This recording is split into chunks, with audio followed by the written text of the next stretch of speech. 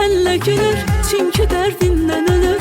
Kalbimin de kalbi var, onu da senle bilir.